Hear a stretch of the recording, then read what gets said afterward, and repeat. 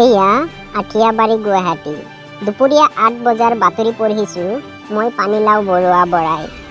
যোৱাকালি পলাকবাৰীৰ ৰামপুৰৰ ফ্লাইঅভাৰৰ ওপৰত এখন ঠেলাগাড়ী আৰু হেলিকপ্টাৰৰ মুখামুখি সংঘৰ্ষত হেলিকপ্টাৰখনৰ নাক ভাঙিছে। ইফালে বকত এটা নিগনিৰ খুন্দাত গোৱালপাৰাৰ পৰা আহি থকা যাত্ৰীবাহী বাছ এখন ৰাস্তাৰ পৰা ২ কিলোমিটাৰ দূৰত গৈ সম্পূৰ্ণৰূপে ভাঙি চুৰমাৰ হয়। উক্ত দুৰ্ঘটনাটোৰ ফলত ৩০ জন যাত্ৰী ঠিকাতে নিহত হয় আৰু ১৫.৫ জন যাত্ৰী গুৰুতৰভাৱে আহত হয়। নিহত কেইজনক বক মেডিকেলত ICUত ৰখা হৈছে আৰু ২জন মানক পষ্টমৰ্টেম কৰি উন্নত চিকিৎসা সেৱা আগবঢ়াবলৈ আমেৰিকালৈ প্ৰেৰণ কৰা হৈছে। লগতে আহত কেইজনক মেডিকেলৰ পাছত কচু গছৰ তলত কবৰ দিয়া হৈছে।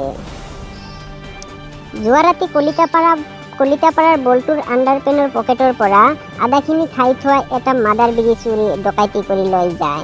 উক্ত বিড়িটোৰ বাবে বল্টুৱে হাৰ্ট এটাক হৈ মৰিব বুলি চৰকাৰক ভাবুকি দিছে। সমগ্ৰ ৰাজ্য নিশাৰ ভিতৰত বানপানীৰ কবলত পৰিছে। পিছে এইবাৰৰ বানপানীৰ মূল কাৰণ হ'ল 2জনী ছোৱালী। আমাৰ সাংবাদিক কৰোনা ভাইৰাছে জনোৱা মতে যোৱা পৰহি দিনা ব্ৰহ্মপুত্ৰৰ পাৰত 2জন ল'ৰাই আইচক্ৰীম খাই আছিল।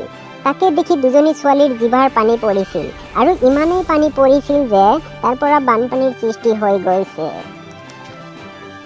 ইফালে বানপানীৰ ফলত বহুতো এন্দুৰ নেগুণীৰ ঘৰ-বাৰীৰ পানীত ডুব গৈছে, যাৰ বাবে সিহঁতে ৰাজধানী ধানৰ ভঁৰালত আহি তীব্ৰ আন্দোলনৰ সৃষ্টি কৰিছে। এসপ্তাহৰ ভিতৰত ছোৱালী 2জনীক গ্ৰেপ্তাৰ নকৰিলে সিহঁতে প্ৰয়োজনীয় কাপোৰবোৰ কাটি তহিলং কৰিব বুলি ভাবুকি দিছে। ইহঁতৰ ভাবুকিত ভয় কৰিছে অসম চৰকাৰ।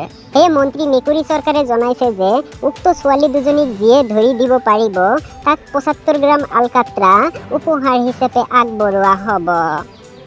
যোৱা এসপ্তাহ ধৰি নেৰানেপেৰা বৰষুণ হৈ থকাৰ বাবে বংগোপসাগৰৰ পানী সম্পূৰ্ণ শুকাই গৈছে, যাৰ বাবে সকলো মাছ এতিয়া ওপৰত উঠি মানুহৰ খেতি-বাতি খাই তীব্ৰ আন্দোলনৰ সৃষ্টি কৰিছে। ইফালে ভাৰত মহাসাগৰত এটা তিমি মাছ বিস্ফোৰণ হৈ গোটেই পানীত জুই লাগি গৈছে। উক্ত জুই নুমুৱাবলৈ আমেৰিকা চৰকাৰে ১০০০ বস্তা পেট্ৰল আৰু ডিজেল জৰুৰীভাৱে পঠিয়াই দিছে। মোলাৰে কটাৰী কাটি বিশ্ব ৰেকৰ্ড কৰিছে ভাৰতৰ কেটৰিনা কাইফে। সেই আনন্দতেই তাই মুম্বাই ৰেল ষ্টেচনত যিমান ৰেল আছিল সকলো ৰেলক বিনামূলীয়াকৈ পাম দিয়াৰ ব্যৱস্থা কৰি দিছে। এতিয়া শুনক বতৰৰ বাতৰি। অহাকালিৰ পৰা ৰাজ্যত সম্পূৰ্ণ ৩ মাহ বৰষুণ হ'ব, কিন্তু পানী পৰাৰ কোনো সম্ভাৱনাই নাই বুলি কোৱাৰেণ্টাইন চেণ্টাৰে জনাইছে। অহাকালি সূৰ্য উদয় হ'ব ৰাতিপুৱা ৯ বজাত আৰু মাৰ যাব সন্ধিয়া ২ বজাত। আজিৰ বাতৰি ইমানতে সামৰিছোঁ। পৰৱৰ্তী বাতৰি শুনিবলৈ পাব অহা বছৰৰ ফেব্ৰুৱাৰী মাহৰ ৩২ তাৰিখৰ আজিৰ দিনৰ এই একেটা সময়তেই।